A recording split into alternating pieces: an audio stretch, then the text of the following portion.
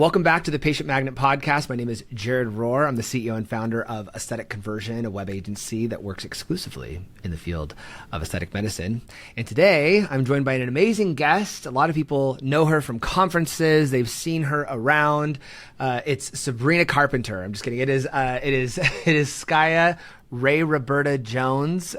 She's the bomb. And if you've engaged with her ever at a conference, you know, she's a wonderful woman. I think, Skya, was I the very first person to introduce you on stage at Yvonne's show? Was that the very first lecture that you've done on stage for Boulevard?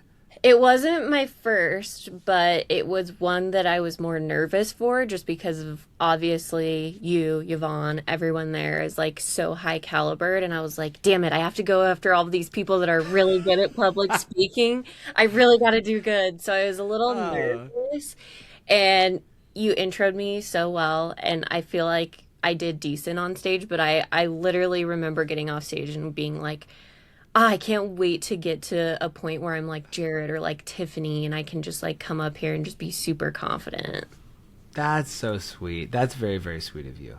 And you know what? I think the secret sauce is just liking people. We were just talking about Cat Stevens and her secret sauce, that everyone's in love with Cat because Cat's in love with everyone. And I think for me on stage, it's the same deal where like, I'm just like, how can I help everybody that's sitting in the audience and they can feel it? And the more that you know your stuff, because you're super smart, you know all the stuff about the practice management side and the data side, you know what's going on, and you've got so many benchmarks and data points available to you because of Boulevard as well, that are, I think, super powering you even more.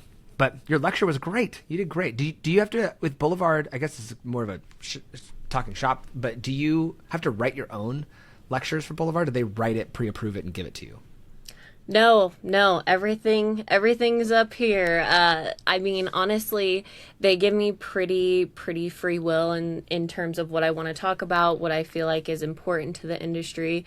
So it's nice to kind of have that creative control, because I don't ever want it to sound salesy. Like anyone who's been to any conference knows when something's super sales focused or feels like it's like just a pitch to buy their product, it doesn't come across authentic. And like my biggest thing is I've sat in those operators roles. I've been the person that's managing a practice, wearing all the hats, and really like I just want to give free information and knowledge to people.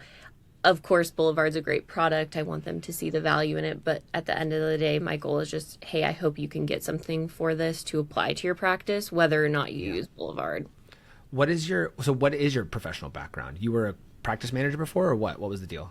Yeah, so kind of a long journey, but I started I worked in hospitals when I was younger. I was a CNA. I wanted to become a nurse. And I quickly realized that I did not want to work in traditional medicine, and that it was very, very like emotionally draining for a really empathetic person. I would like come home crying every day, being like, I can't do this my whole life. And I met a physician who was opening a med spa and was like, hey, it's a little bit different than traditional medicine, but I think you'd enjoy it. Like, come and shadow me and see if you'd be interested in being like a medical assistant, something super entry level. So I ended up doing a few working interviews, and because I was so young, they were hesitant to hire me, but I ended up, like really, really absorbing a lot of information and falling in love with it. And so I worked under that physician and kind of learned the industry. I did, because I had a medical license to do CNA stuff, I was able to help with treatments and IV therapy and all of that. And from there grew into provider. I also worked the front desk. So I was really just doing any job that they would let me do, because I wanted to be in the industry so bad, from like first realizing what it was to then like seeing everything. I just was obsessed. So then worked my way up, and then from there consulted for other businesses and injectors that had worked for me at that med spa, and did, things locally with a couple of different med spas, and worked really closely with Allergan in the release of the Cool Sculpting Elite. And then Boulevard Boulevard wanted someone. They found me on LinkedIn, and I saw the position for an education manager and was like, I don't really know what that means, but I feel like I have a lot of knowledge and I can give a lot of knowledge. So okay. let's see. I'm not really a tech person, like other than, like general knowledge of the systems that I use to manage practices. Like I was very much an end user, and Boulevard was able to kind of convince me, like, hey, this is what the secret sauce is. Like, you come aboard, you help explain, like, why does something need to be created this way, and why do we need to think about the provider and the patient journey. So it was kind of like a holistic cycle. So that I've been at Boulevard for almost 5 years now. So Hmm. it's time's flown, but I love that I Hmm. can still be in the industry because obviously it's like my main passion in life. So you're now. So your role at Boulevard is that you are the education. Like you're this. You're the person who's like, I'm giving education out to the world from Boulevard. Are there more of you, or are you the only one? Yeah, so we have a education team. We have one other person who's focused on med spas.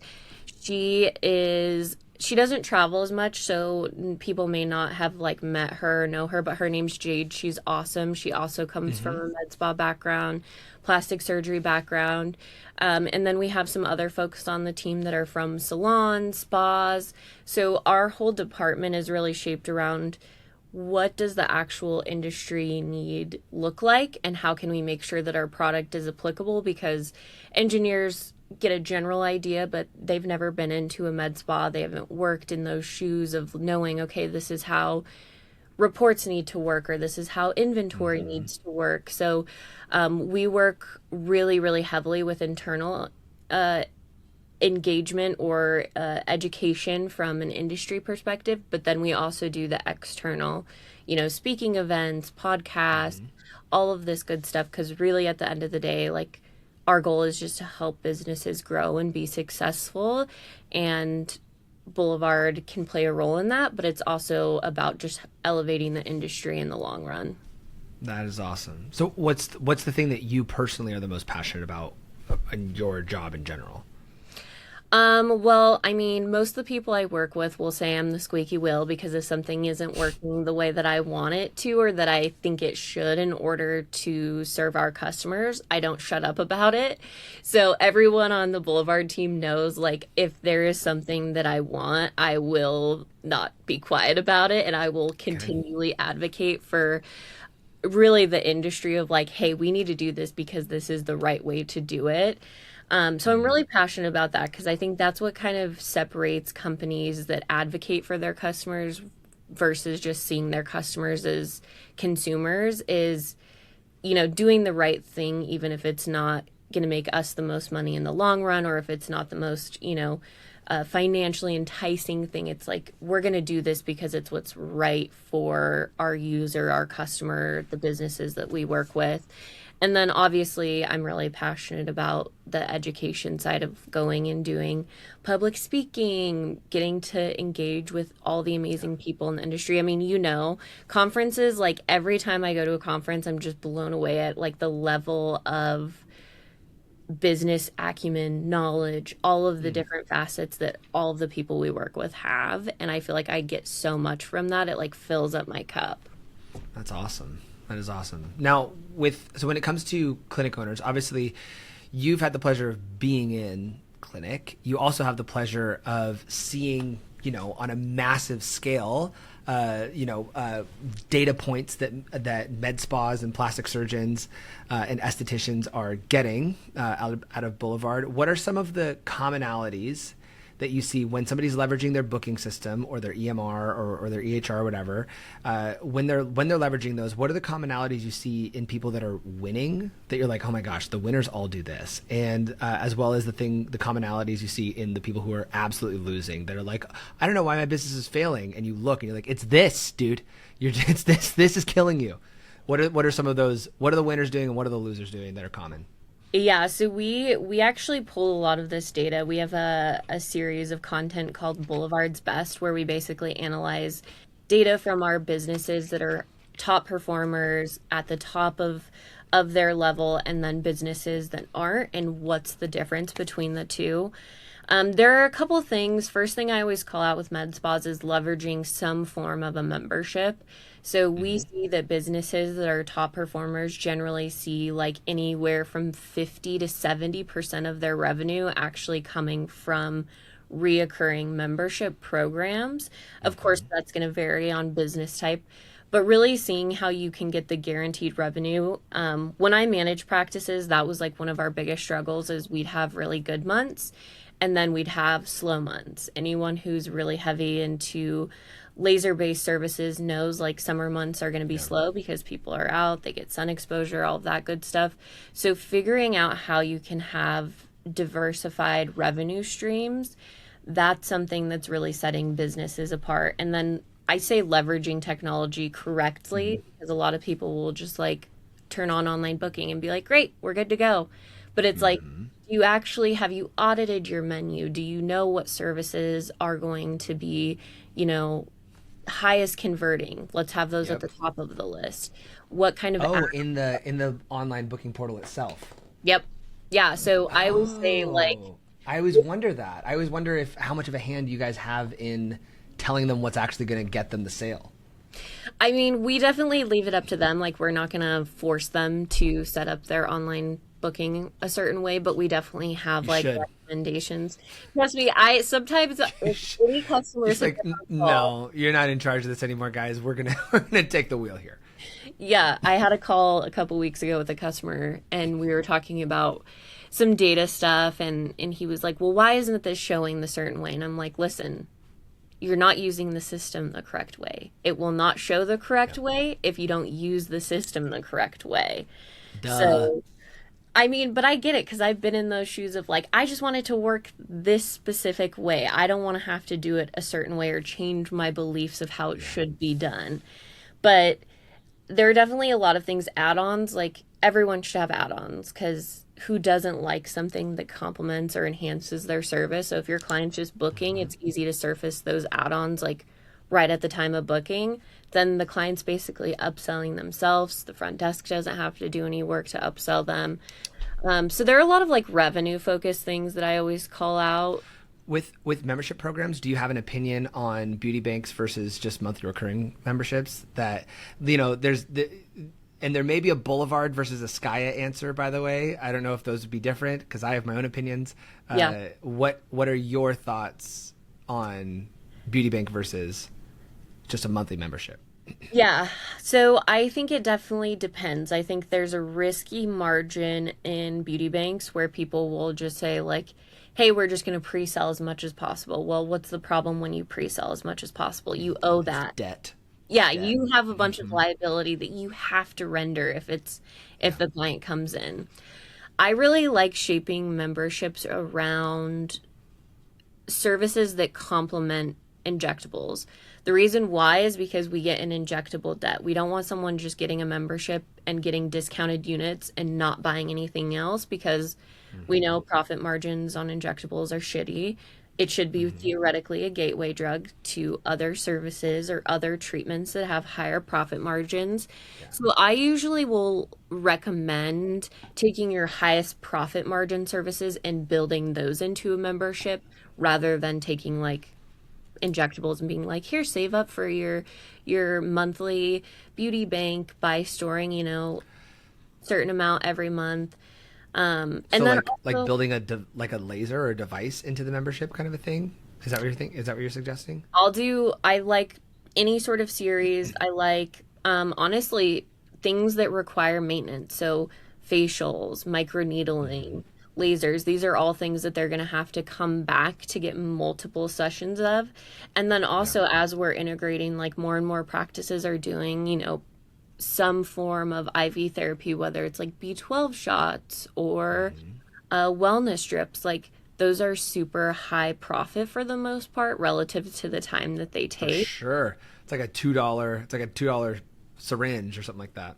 Yep, exactly. And a nurse can do it at the same visit while you're already in for your, IPL or your Moxie treatment, whatever it may be. Even like something as simple of I've seen med spas add in things like infrared saunas or infrared light beds where patients are just coming in and doing red light therapy like every week.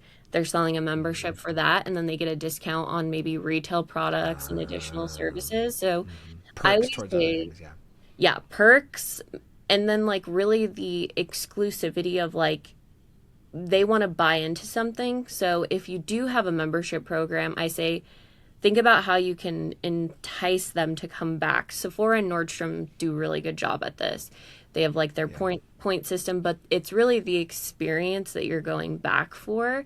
So throw a membership only event where like they can come in and maybe get like previews of new treatments or sneak peeks of like, hey, if you have a hydrofacial, maybe do like the eye or lip perk treatment on them. It takes like 5 minutes, right? So always thinking of ways that it can feel like exclusive and they're bought Yeah. into like I want to be friends with the med spa and I want to be invited to things with the med spa.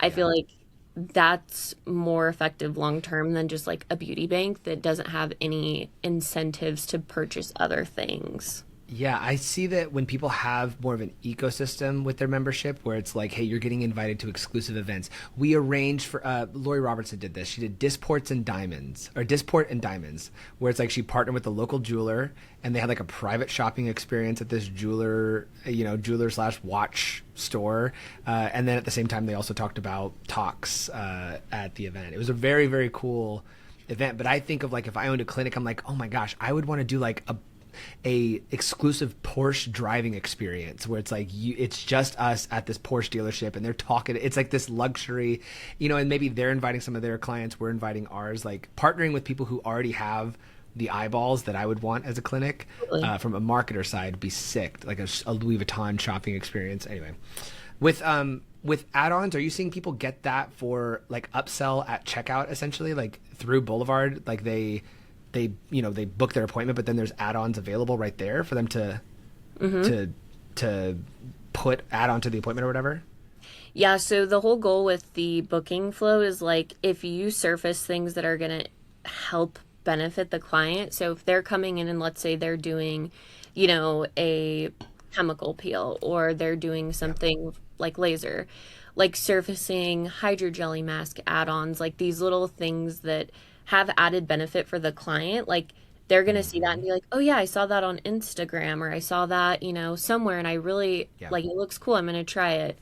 Also just knowing like what services complement other services is something we think like, hey, if they want something else, they're going to ask us, but patients don't know what to ask for. No. So always having those add-ons in the online booking experience. So just like when you're shopping online and you see something you like, you're like, okay, great, I'm going to get that. Yeah, or you're about to check out physically in a store, and there's a whole bunch of those little impulse items right then and there that you're like, that's right, I need a little something something. Oh yeah. 100%. Oh yeah. So I mean, Sephora, you'll go to the checkout. They have the whole aisle lined with like mini products that are really yeah, popular. The whole idea is you're standing there and you're like, oh yeah, I do need that. So it's kind of like the online version of that for services. that happens to me every time I go to Sephora. For Oh sure. yeah. I'm always like, I need a new liner. I'm always just grabbing. Just kidding. So you're seeing, people who are winning, you're seeing them. They have really good memberships implemented. They have really good, they have add-ons and upsells. They're very well integrated with technology. What about the ones who are absolutely losing? What are some of the commonalities that like, man, typically like the people who are struggling, they struggle with this. If they just did this, it would help. I'm imagining that a lot of it's the inverse of what's happening with the winners. Yeah. Yeah, I mean, I think not having, and I mean, you talk about this a lot in a lot of your content, just not putting time into it and not giving it attention. Like, just hoping that it goes okay, but not actually putting any active energy into it. Why do you think they do that? Why do you think they don't put time into whatever it is, towards improving the membership program or the technology? Why do you think? I mean, the human mind, we get too busy, we feel overwhelmed, we think, honestly, usually it comes down to just not knowing and not being able to make a decision of what's best for the business. Yeah. And they get overwhelmed. And I have so much empathy for business owners, for managers, because I've seen it. I get it. It's so hard to wear hats. There's a reason I don't own a med spa. It's because I know how hard it is. And it can be overwhelming to be like, what do I tackle first? Because there's just so many Right. things coming at them all the time. I honestly tell people like schedule time to actually audit your system, audit your numbers, or look at your Yeah. numbers, even just something as simple as like reviewing your performance as like a business every 2 weeks. Sometimes that alone is like a lever for being like, okay, this is our top selling service. How can we Hmm. incentivize this, or how can we market this, or how can we A/B test to see what's working and what's not working? That's, it's funny you say that because oftentimes I'll have clinics that we work with where they have some service that they're selling a lot of, and they'll say, well, we're selling plenty of that. We want to sell more of X, Y, and Z.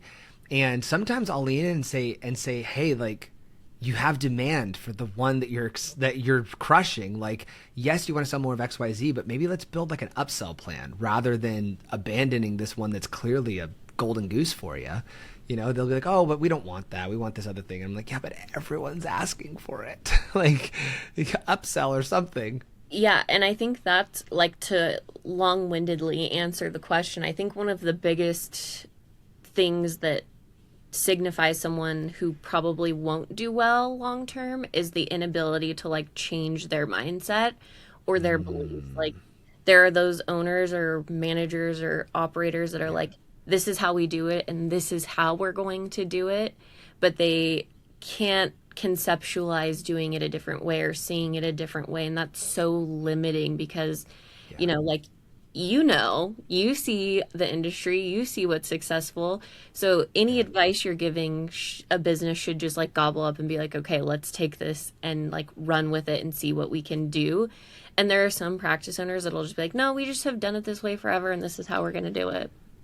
So true. I think you're sniffing around a tree that I completely agree is one of the bigger issues. It's just data. It's just not knowing what matters to the business. And I think the biggest root with a lot of it is we have all of these incredible injector providers. We have amazing injectors, amazing providers in this industry. However, they launch their own business and they still think they're an injector when now they're a business owner. Their primary job is they're a business owner. Their secondary job is that they work for themselves as a business owner, as the lead injector, whatever. Because you talk to so many, marketing wise, I talk to so many and they say, oh, like I didn't sign up for this to be a social media star. And I said, yes, you did. Sorry. Like you can work for somebody if you don't want to do the business stuff, you don't have to. You can make a lot of money working for somebody. But I think I completely agree. I think the mindset. Sorry, point over here. You're here and you're here and you're here. I'm everywhere. You're everywhere on my screens.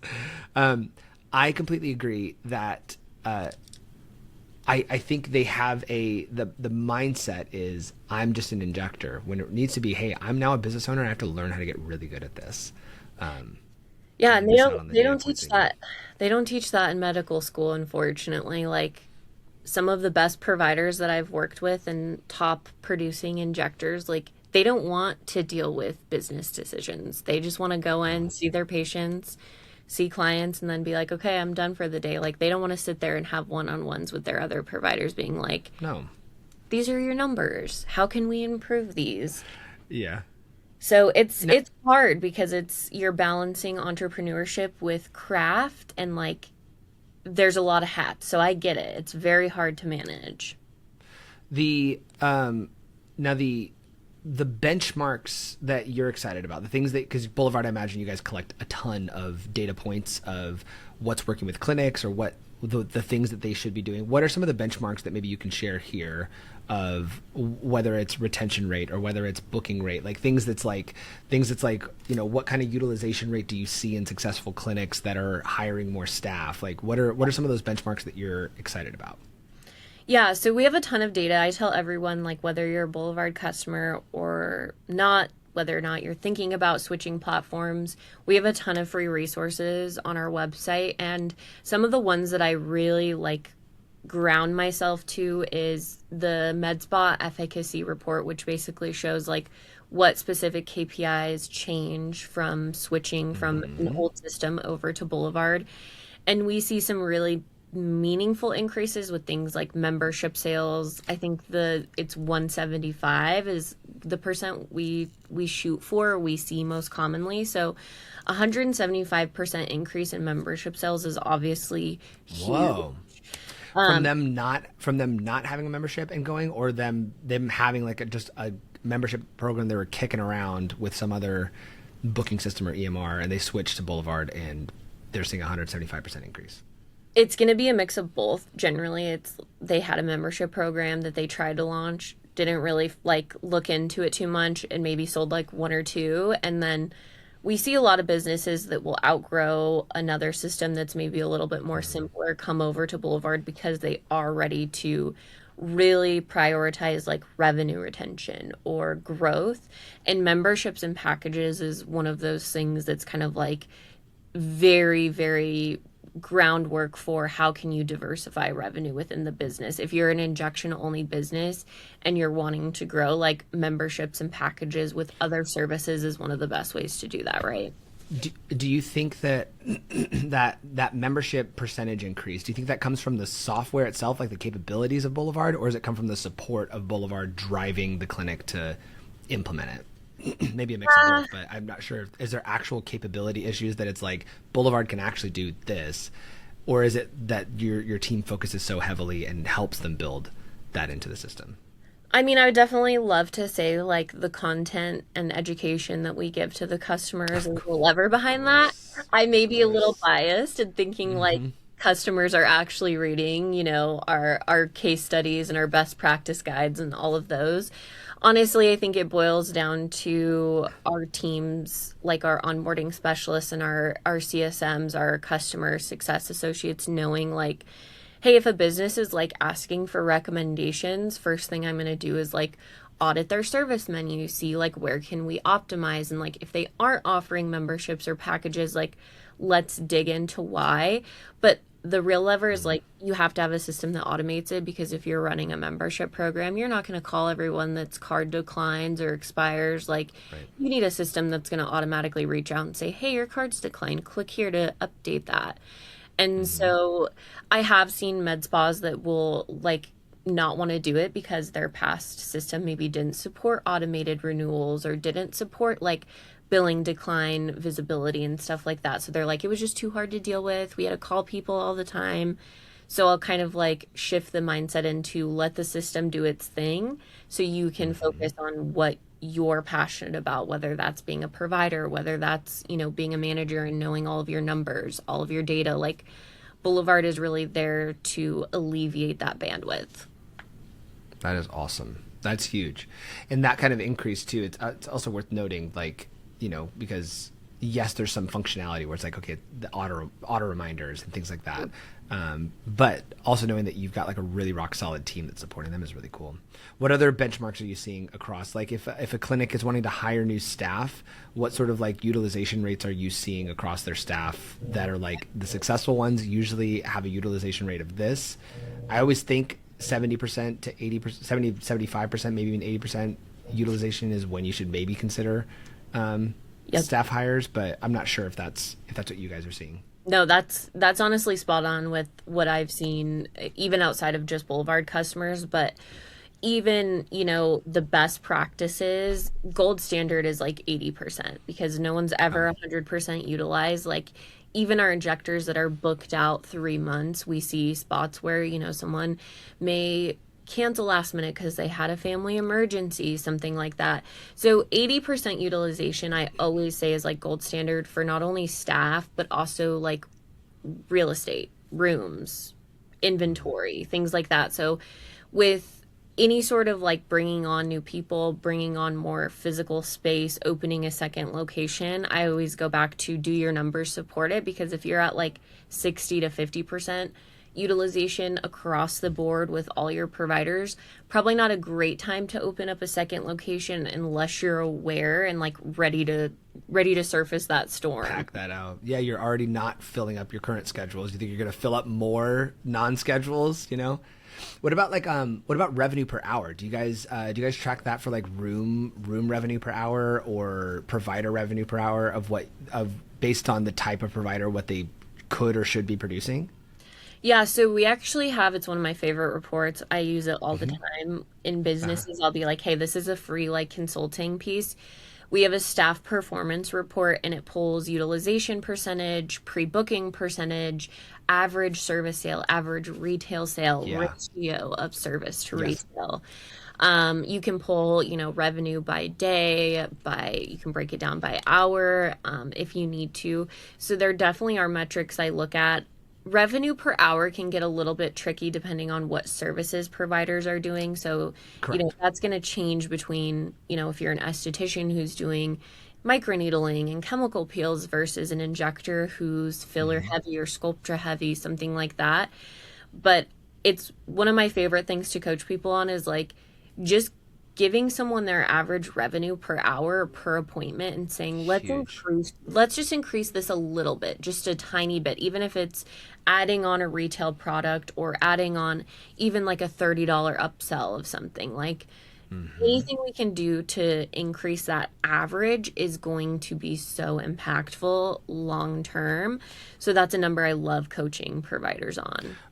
Are there? Do you guys have benchmarks on what those numbers should be? Does anyone have that? I'd be interested in finding that number of like, here's what the average good injector who's mostly doing filler and tox is doing, or the average great esthetician is doing.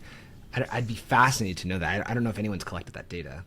I don't know if we've collected the data down to like a specific provider Type. tied to Hmm. services that they perform. I know that the average ticket ranges anywhere between like $500 to $600 across med spas for the United Okay. States, which I don't Hmm. know if that's actually accurate because now with how expensive we see injectables becoming, like people are raising their prices for Botox. So Hmm. I see like I've had a business where their average injectable ticket was like $1,500 because people are coming in, they're getting filler, they're getting, Hmm. Sculptra, they're doing all of the injectables. So I think it just Yeah. it very much varies based on what your providers are doing and like what Hmm. area you're in. I think most top performers, from what I understand, they're doing 850 is like 850 to 1,000 is like what decent like clinics are doing per hour, or sorry, per appointment. Hmm. Uh, and like there's some, like I've heard some averages of like, hey, the average clinic is per appointment is like $300 or something like that, But they'll all tell you that they think it's 700 to 1,000. They'll be like, oh yeah, yeah, it's like 700 to 1,000. Then they actually run the numbers and like it's actually $300 I also on am average. always interested, like, what's your average discount? I always ask people that because, like, you can Yeah. have your average, you think you sell this much, you think this is what your providers are selling stuff for, but I've also analyzed where people have offered, like, kind of discretionary discounts if the injector's like, Hmm. hey, I think you need two syringes, but we might need to end up adding a third, and I'll discount it. And then when they actually look at their numbers, they're like, wait, we're profiting nothing because our injectors are giving out so many discounts. So there's a Mm. lot of different ways to look at it, but you have to be checking everything. Hmm. And okay, well, I know that we're probably running closer to time, so I want to make sure I'm respectful of your time. Let me lean into some more Boulevard-esque questions as well. Yeah. So, Boulevard, uh, anytime somebody asks me, um, they'll say, what's the best EMR I could use for my business? And I will immediately think in my head, I'll say, well, listen, Boulevard's not an EMR; it's a booking system. Because I I love know that you it. guys are I know you guys are very insistent on that. Is that just a branding choice, or is there a really strong distinction that is important for the market to know of like Boulevard is a booking system, not an EMR or an EHR? Or is Yeah, it mostly a branding choice? so I think it honestly boils down to like marketing and branding. And I always tell people Hmm. EMRs are generally thought of as being succinct with like insurance billing, ICD-10 Sure. coding, all of those things. And Boulevard's goal right now is really to power med spas and really build what they need to do their day-to-day operations, help grow their revenue. And most med spas we work with don't utilize insurance or they don't care about it. Mm. They're like, hey, we do a couple like one-off, case by case things. So we just really aren't planning on encompassing some of those more traditional like insurance billing facets of EMRs. And Hmm. we find that the term EMR often comes with a lot of emotions from providers. Like, Sure. I mean, it's a love-hate relationship with technology and providers because either it makes your life way easier or it makes your life way harder. And so Hmm. we're really trying to brand ourselves as a tool that lets your business grow and lets you do what you're passionate about. And EMR just falls a little short on that. Mm. However, it's a very common vocabulary to use when you're talking about any sort of system that you chart in, Of course. that your client notes are in. So I get the whole, people be like, "Oh, you guys are an EMR," and I'll kind of explain like we are similar, we just don't do No, we're insurance. not. Hmm. But we do a lot more than a traditional EMR in terms of the client experience and Yeah. the provider experience, really. Now, based on what Boulevard can do, and for you as an industry expert, for people to run reports for themselves, I always tell clinics, hey, you should have a daily close at the end of every day. In fact, I learned that from. Do I have it over here somewhere? Maven Financial Oh yeah. wrote a book, and they wrote a book, and it's called like Medspa Profitability, Hmm. and the very first chapter it says here's how you do a daily close. And so, based on maybe what Boulevard's capable of doing, what are the KPIs that you would recommend that a practice owner checks each day and maybe each month? So daily, what should they check at the end of the day? Of okay, here's actually what happened in our business, so that we know what moves us forward. Yeah, I always look at, the basics: utilization, new appointment count or new client account, all of those Hmm. new leads. Like you want to keep an idea of, okay, I had, 1 to 2 new clients come in today, something like that. The Hmm. nice thing about Boulevard being an all-in-one payment facilitator is you don't actually have to like close or reconcile. It's kind of just all there. We summarize the Yeah. data for you. So we have a really, really straightforward sales summary that shows like, hey, here's how much you sold Oh, okay. in products, here's how much you sold in services, different payment types, here's all your, other payment types like maybe third party financing, Ally, Aspire, all of that. Yeah. So there's a bunch of reports that you could just quickly look at and say, okay, great. Now there are certain reports that people don't always think to check. One that I like looking at is booked forecast. So what do I actually have on the Yes. schedule for 100%. here? Yes. People always like forget that there's like we're always focusing on like, okay, what do we do historically, but reporting is as applicable to the future as it is the past. So if we have, let's say a full week and we have less than 80% utilization or we don't have a lot of revenue on the books, like it's time to start marketing. It's time to get on the Hmm. phones, have the front desk calling people who are interested in XYZ treatment or that have expiring Ally or Aspire awards, all of that good stuff. That's something like really practices are will sometimes be a little bit more reactive than proactive, but it's like if you have a slow Hmm. week coming up, like then great, we can hustle. Yeah. Are you encouraging that? So for future booking percentage, are you saying, hey, you should mostly just look a week or maybe 2 weeks in advance, or should it be a full month in advance? I mean, I'm kind of like a data, I get really, really in the weeds with the data. So I tell Hmm. people to look at a week and a month. I Okay. also like to use that for planning for purchasing. So if you look at the schedule and you look at your booked forecast and you're like, okay, I have all of this revenue and it's all going to be injectables or it's all going to be microneedling, like Hmm. that's something that you need to be aware of as an owner or as a manager so you can know, okay, I have all the supplies I need. Like we have Hmm. enough microneedling tips, we have injectables needed for this upcoming month. Because, especially if you're a smaller practice that can't Yeah. afford to purchase in bulk, like there's nothing worse than having clients on the schedule and then not having the goods required to be able to perform their service. It's a really terrible client experience, and there's a chance you Yeah. could lose that client and they won't come back. There's a legendary injector in our industry named Hermine Warren, who I'm head over heels in love with. And Hermine helped build the foundations of this industry back in like the 90s. And Hermine, when she told me about how she built her clinic originally, she would have a consult, sell the service, take the payment, and Yeah. then call her rep to buy the product every single appointment. She's like, now looking back, I probably wouldn't do it the same way again. She goes, I never had debt. She was like, she's bragging. And I'm like, that's a baller way to do it, Hermine. I could never. Her rep was probably like, God damn it. Probably, like, yeah. Again. But it was a way for her to build with no debt, without a ton of stuff on the book. She was just like, no, I'd sell it, then I would buy it, then I'd sell it, then I'd buy it. Which I loved that story when she first told it to me years and years ago. Very, very cool. And I love that you guys are so passionate about building those reports so that people know what actually matters to their business every single day. That's the biggest thing that I'm most passionate about. That's why this podcast even exists, is I want to make smarter business owners. You know what I mean? The smarter that we can make the business owners in this field, the more that this field is going to grow and the specialty is going to grow.